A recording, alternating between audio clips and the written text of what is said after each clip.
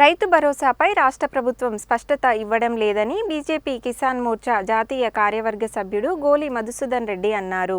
సంక్రాంతిలోపే రైతులకు ఎకరానికి 15,000 చొప్పున రైతు భరోసా నిధులను ఇవ్వాలని డిమాండ్ చేశారు. గురువారం బీజేపీ నల్గొండ జిల్లా కార్యాలయంలో ఏర్పాటు చేసిన మీడియా సమావేశంలో ఆయన మాట్లాడారు. తాము అధికారంలోకి వస్తే ఏడాదికి ఎకరానికి 15,000 చొప్పున రైతు భరోసాను అందజేస్తామని హామీ ఇచ్చి ఏడాది గడిచినా ఎందుకు అమలు చేయడం లేదని ప్రశ్నించారు. రైతు భరోసా, రుణమాఫీ, 500 బోనస్ వంటి హామీలను చూసి రైతులు కాంగ్రెస్ పార్టీకి ఓట్లు వేశారని, కానీ రైతుల ఓట్లతో గద్దెనెక్కి వారిని కాంగ్రెస్ ప్రభుత్వం మోసం చేసిందని విమర్శించారు. రైతులకు ఏదో చేశామని మహబూబ్నగర్ జిల్లాలో పెద్ద ఎత్తున ఉత్సవాలు చేశారని, ఏం సాధించామని విజయోత్సవాలు చేసుకున్నారో చెప్పాలని డిమాండ్ చేశారు. రాష్ట్రంలోని కాంగ్రెస్ ప్రభుత్వం ప్రజల విశ్వాసాన్ని కోల్పోయిందని అన్నారు. సంక్రాంతి పండుగలోపు పెండింగ్లో ఉన్న రైతు రుణాలను మాఫీ చేయాలని, ఎన్నికల్లో ఇచ్చిన హామీ మేరకు ఎకరానికి 15,000 చొప్పున రైతు భరోసా ఇవ్వాలని డిమాండ్ చేశారు. వృద్ధులు, వితంతువులకు ఇస్తానన్న నెలకు 4,000 పెన్షన్, ప్రతి మహిళకు ఇస్తానన్న నెలకు 2,500 ఏమయ్యాయని ప్రశ్నించారు. 6 అబద్ధాలు, 65 మోసాలతో రాష్ట్ర ప్రభుత్వం ప్రజలను మోసం చేస్తుందని విమర్శించారు. రాష్ట్ర ప్రభుత్వం వైఫల్యాలపై బీజేపీ ఆధ్వర్యంలో రాష్ట్ర వ్యాప్తంగా ఉద్యమాలు చేపడతామని తెలిపారు. మీడియా సమావేశంలో బీజేపీ నాయకులు బీపంగి జగ్జీవన్, మిర్యాల వెంకటేశం, లకడాపురం వెంకటేశ్వర్లు, బద్దం నగేష్ తదితరులు ఉన్నారు. కాంగ్రెస్ యొక్క మేనిఫెస్టోలో చెప్పారు, మీ అధికారంలోకి వస్తే రైతులకు భరోసా కింద 15,000 రూపాయలు రైతు భరోసా కింద ఎకరానికి ఇస్తానని చెప్పారు. మీ ప్రధానంగా ఈరోజు మీ ద్వారా ప్రభుత్వానికి తెలియజేసేది ఏంటంటే, సంవత్సర కాలం అయిపోయింది, 9వ తారీఖు వరకు.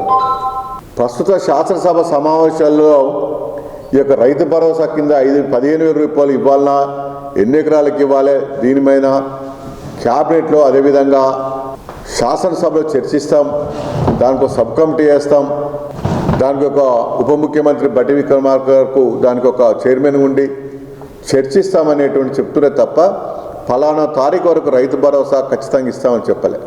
ముఖ్యమంత్రి గారు చెప్తా ఉన్నారు సంక్రాంతి తర్వాత అంటున్నాడు. భారతీయ జనతా పార్టీ డిమాండ్ చేస్తున్నాం, సంక్రాంతి లోపల గత యాసింగ్ సీజన్లో ఇవ్వవలసినటువంటి డబ్బులు మీరు ఇవ్వలేదు కాబట్టి 2 కార్లకు సంబంధించినటువంటిది 15,000 రూపాయలు చొప్పున ప్రతి ఎకరానికి రైతు భరోసా కింద రైతాంగానికి మీరు ఎన్నికలు ఇచ్చినటువంటి వాగ్దానం ప్రకారం ఖచ్చితంగా రైతుల ఖాతాలో జమ చేయాలని భారతీయ జనతా పార్టీ డిమాండ్ చేస్తున్నారు. మీరు ఇచ్చినటువంటి హామీ ఏంది, ఎందుకు కాలయాపన చేస్తారు? 2 లక్షల రుణమాఫీ చేసినామని గొప్పలు చెప్పుకుంటూ రైతు పండుగ కింద మహబూబ్నగర్లో పెద్ద ఎత్తున మీరు ఉత్సవాలు నిర్వహించుకున్నారు. ఏం సాధించిన ఉత్సవాలు?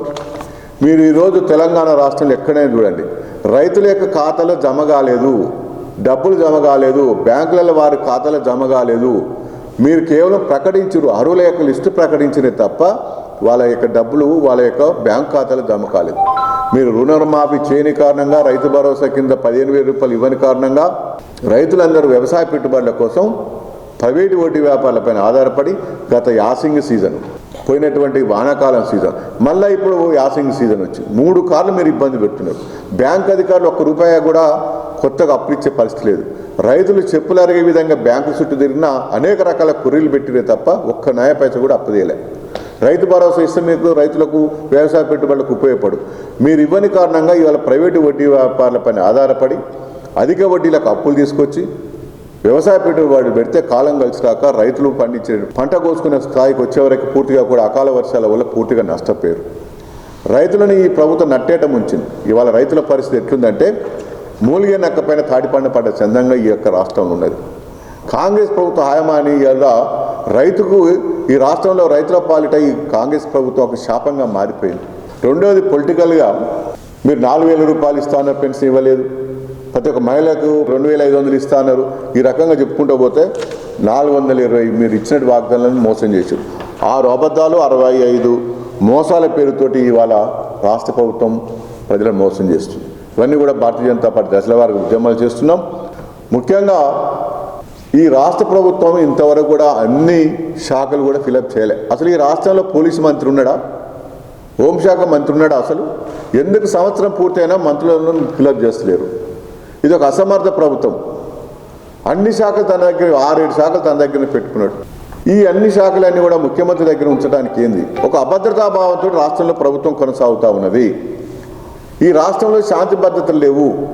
భారతీయ జనతా పార్టీ డిమాండ్ చేస్తున్నాము, ప్రజలకు ఇచ్చినటువంటి వాగ్దానాలన్నీ కూడా ఖచ్చితంగా అమలు చేయలేవు. ఈ ప్రభుత్వం గత బీఆర్ఎస్ ప్రభుత్వం ఏదైతే చేసినా ఈ ప్రభుత్వం కూడా అదే చేస్తుంది. 50% కరప్షన్ అండి, 50% కమిషన్ ఈ ప్రభుత్వం.